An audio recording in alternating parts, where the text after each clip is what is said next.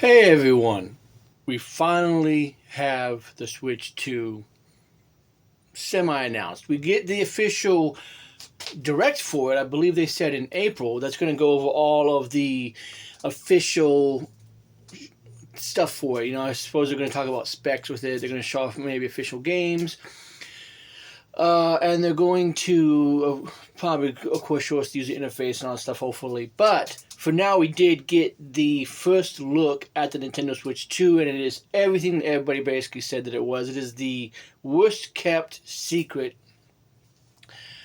basically, in the industry at this point. It does look like what pretty much I thought it was going to look like. It has just bigger Joy-Cons and a bigger screen and just a more capable system, which is exactly what I wanted it to be. Just bigger and better. They didn't do anything fancy. This is the first time Nintendo has just gone with a number instead of just like trying to be like, oh, instead of calling it the Wii 2, we're going to play with it and like be Wii U or whatever because we don't do numbers. And this is the first time they've gone for numbers, so that's fantastic. It's pretty much just everything you can think it is. Just bigger Joy-Cons. It still uses the little slips, but now they just go on magnetically. They don't have to slide on. So it looks like they just sort of just tap on and they come off magnetically, which makes them perfect. And that's how you get the little straps. The SL and the SR look bigger. The part that's in the center of the Joy-Cons actually is for attaching to the Switch.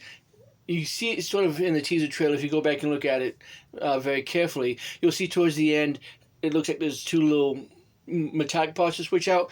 That's how it connects. And I imagine that's how it's going to probably register. That's probably how it's going to register in some way that is the that's connected, right, to the console.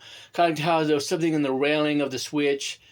The original Switch, the rail had some kind of a thing that made it read. It's like, oh, now it's attached. Probably going to be the same thing. I wonder if it's still going to make the same kind of sound when it attaches, or if it's going to make some kind of a new clicking sound. That would be very interesting to see if you're going to hear the little when you connect it like you normally do. And, yeah. I mean, an improved kickstand for if you play it in tabletop mode, which I don't, so that doesn't affect me.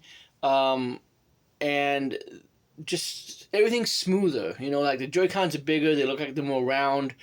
The dock looks like it's more rounded. So it's very easy to tell the difference. One, because it's going to say Switch 2, and also you can look at a Joy-Con and you can tell this is bigger and it's got an additional button on it. It still looks like they're going to use it for a mouse in some way just because the trailer shows them on their side. But it's interesting because I can't tell if it is the IR sensor for sure. Like if they have one small IR sensor on each one that's going to affect the gyroscopes of it. Or if my eyes were playing tricks on me, I had to keep pausing it at just the right time to see if I can catch it. So let me know if I'm wrong. But it looks like the Joy-Cons might have some kind of a small connector. Not necessarily USB because that would just be weird. But it looks like it has some kind of a small square connector, like this is going to be used in some manner. I'm probably wrong. It's probably just the IR sensor. So outside of that first look, they did show off Mario Kart. People are saying it's Mario Kart 9. I'm not 100% convinced that it's not just some kind of a Mario Kart 8 Super Deluxe or something like that, where it's just Mario Kart 8 again. Because again, these games are backwards compatible, but I am more leaning towards it being a new Mario Kart because why would they show that? Why would they show that and have updated character looks if it's not a new Mario Kart?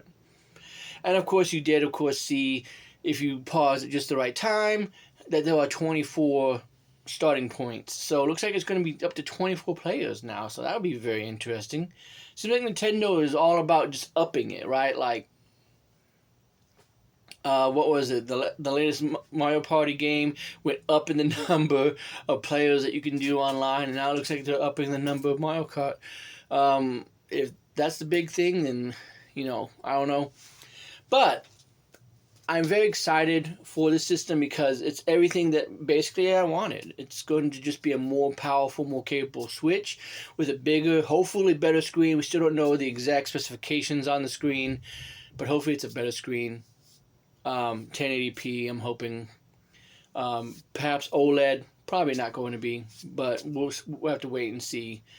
And yeah, just the Joy-Cons have their actual colors in rubber. I was wondering maybe they might be LEDs, but no, they're rubber. But in fact, if you got a blue Joy-Con, then it's got a blue wrapping around the Joy-Con, so you know it's blue, and of course the side is also blue. So that's cool that they're doing it that way. I think that it's going to be much better than just making them. Now they could still make them colors. I'm not saying that that's not an option, but I like the fact that they're doing that rather than making them colors, because sometimes I just don't like the way that the system looks when it has like a green and a red on each side, for an example. Maybe I just want to have it look kind of the same, but maybe it's okay because maybe the rubber comes off so it looks the same anyways. I don't know what they're going to do with that. I'm just giving an example. And of course, the best part about it is that it's backwards compatible with Switch 1 and Switch 2 games. Now, they did mention that some games aren't going to work with Nintendo Switch. And of course, this is obvious, right? Like, I wouldn't expect Ring Fit to work. Because why should it work, right? Like, here's a Joy-Con, right? And like I was talking about, this is going to come out a little bit further, and it's going to be, you know, whatever color. The SL and the SR are bigger, and rather than have, you know, the lights here in the center to indicate it, it's going to be right here, so it's going to be easier to tell what's what. So if you just want to pick it up rather than looking on the side, you can just tell from the front whether it's player 1, player 2, if you're using them separate Joy-Cons, for an example. But why would I expect Ring Fit to work with Switch 2 when this is clearly designed to slide in here, right? And now remember that the Switch 2 controller is bigger, so it's not going to fit in this.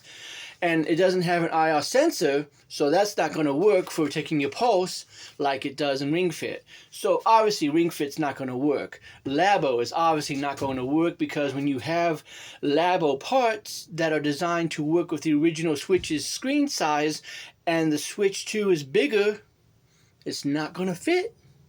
Just kind of makes sense. And of course, games that use the IR sensor, like I can imagine 1-2 Switch, maybe Resident Evil games where I think you could, do that little jack motion to reload. I can imagine they're not going to work.